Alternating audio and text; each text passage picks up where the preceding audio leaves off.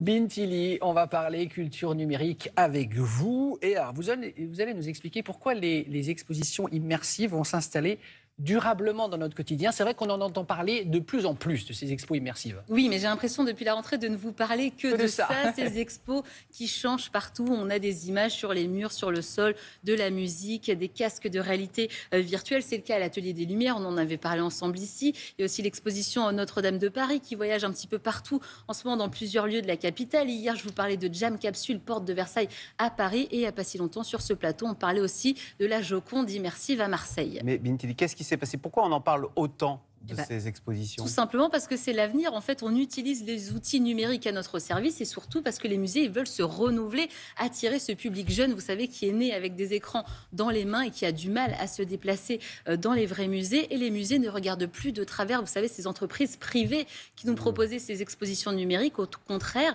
les musées travaillent main dans la main avec ces entreprises. Et en France, la Réunion des musées nationaux Grand Palais a carrément créé une filiale spéciale. Ça s'appelle le Grand Palais Immersif, une filiale spécialisée qui va nous proposer maintenant 2 expositions numériques par an. Ça va se passer à l'Opéra Bastille. La première, ce sera en septembre prochain. Ce sera une expo sur Venise avec les visiteurs qui seront plongés au cœur de la cité des Doges modélisées en 3D. Et la Réunion des musées nationaux Grand Palais, elle devrait aussi ouvrir plusieurs salles en France consacrées aux expositions numériques, donc ailleurs qu'à Paris. On se dit, Bintili, bon ok, ces expos numériques, elles doivent être moins chères à produire. Est-ce que c'est vrai ou pas? Oui, oui et non, parce que c'est pas moins cher à produire, mais c'est moins cher à exporter, à faire voyager dans le monde. Et ça, plus facile, et j'imagine. beaucoup plus facile, Faire beaucoup moins lourd. voyager des Vous œuvres. imaginez faire voyager des œuvres avec l'époque du Covid, la Les guerre, tout assurances ça, et les compagnie. assurances, c'est quand même très compliqué. Et ça, le château de Versailles l'a compris dès 2017 en lançant Virtuali Versailles en Asie. C'est une promenade, une balade virtuelle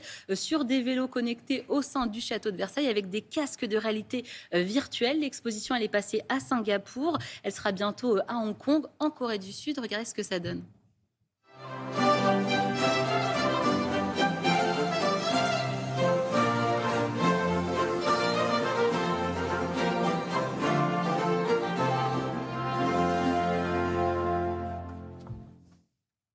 C'est beau, hein? Ouais, ah, c'est pas comme en vrai, mais c'est pas bien comme quand en même. vrai, Pas mais bon, mal, c'est quand même. sympa. Donc le concept est actuellement en Asie, devrait passer en Amérique du Nord, en Amérique du Sud, peut-être au Moyen-Orient, parce que oui, Versailles, c'est 80% de touristes étrangers. Donc avec le Covid, il faut garder le lien. Versailles qui veut ouvrir d'autres salles en France avec des casques de réalité virtuelle pour voir Versailles à distance. Ça concerne notamment les Outre-mer. On va aussi parler un petit peu des expos numériques. Est-ce que c'est plus écologique ou pas?